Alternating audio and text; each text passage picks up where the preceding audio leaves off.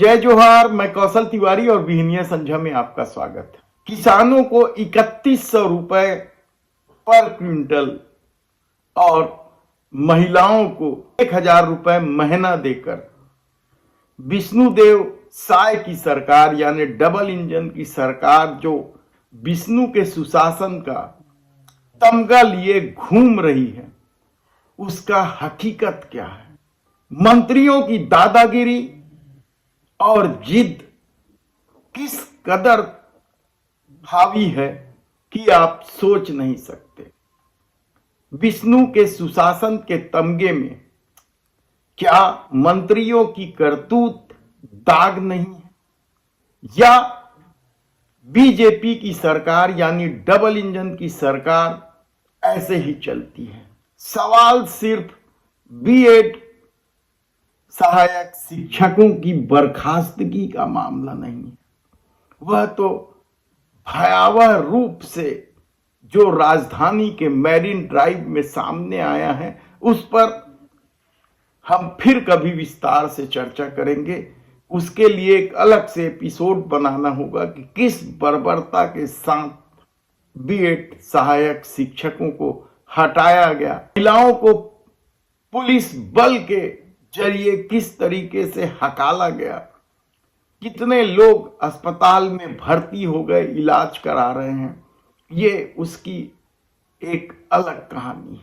लेकिन आज हम बात कर रहे हैं डबल इंजन सरकार के उस मंत्री को लेकर। मंत्रियों की करतूतों की फेहरिस्त थमने का नाम ही नहीं ले रही है। हमने पहले ही आपको बताया कि प्रदेश सरकार के किन किन मंत्रियों की कैसे कैसे करतूत रही है, किस तरीके से वे आम लोगों के साथ व्यवहार करते हैं, और उनके अपने अपने क्षेत्रों में दादागिरी की तो अपनी धमक है। और इस फेहरिस्त में हालांकि नया नाम नहीं है, एक और कारनामा जुड़ गया कहा जाए तो गलत नहीं होगा, और यह कारनामा किया है किसी और ने नहीं, दयाल दास बघेल नवागढ़ के विधायक हैं। वे पूर्व मंत्री रुद्र कुमार गुरु को बड़े लंबे अंतर से हराए थे, और उसके परिणाम स्वरूप उन्हें या इनाम स्वरूप मंत्री पद दिया गया है। वे गिने चुने उन लोगों में शामिल हैं जो रमन सरकार में भी मंत्री थे और विष्णुदेव साय की सरकार में भी मंत्री थे। उनके एक किस्से हमने बताया था आपको कि किस तरीके से जब छात्राएं मिलने गई थी तो उनके साथ बदसलूकी की गई थी। वह वीडियो खूब जमकर वायरल हुआ था, और अब जो ताजा मामला है वह हैरान कर देने वाला है कि क्या किसी मंत्री की जिद इतनी बड़ी हो सकती है कि दर्जनों परिवार उजड़ जाएं, या दर्जनों परिवार के उजड़ने का संकट खड़ा हो जाए। दरअसल मामला उनके गृह ग्राम कूरा का ही है।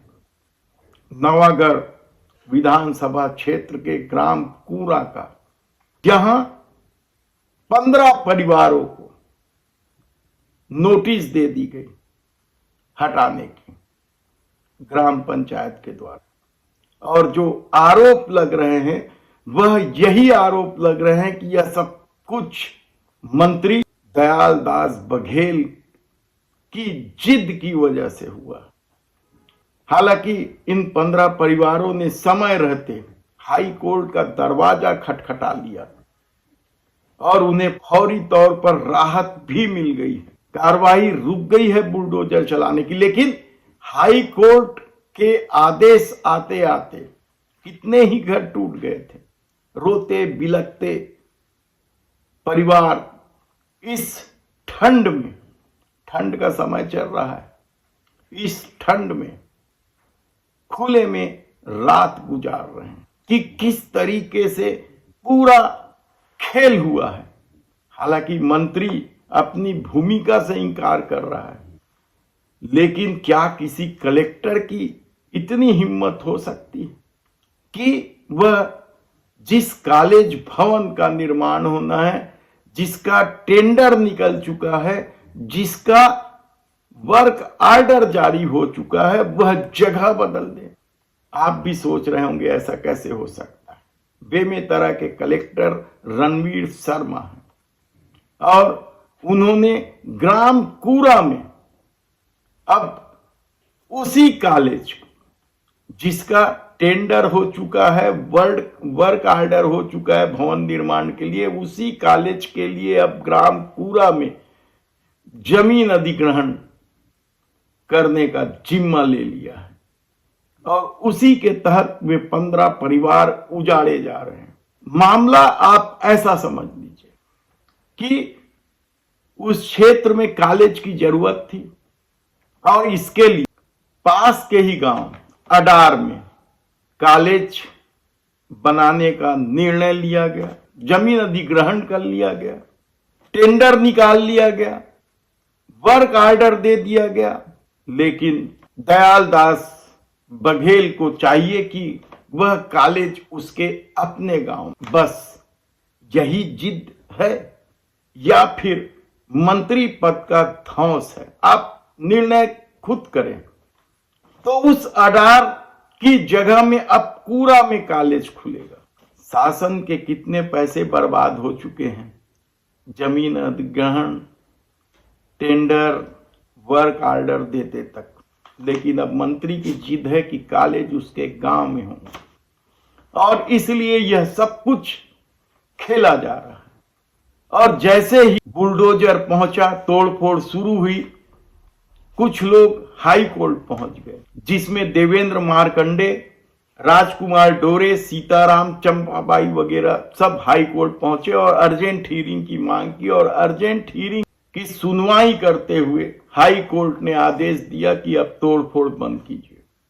फौरी राहत तो मिल गई है, लेकिन क्या मंत्री के जिद के आगे उन 15 परिवारों की कोई हैसियत है? यह सबसे बड़ा सवाल है। और आप यह सुनकर हैरान हो जाएंगे कि जो 15 मकान तोड़े जाने हैं, उसमें से 5 मकान प्रधानमंत्री आवास योजना के दायरे में है।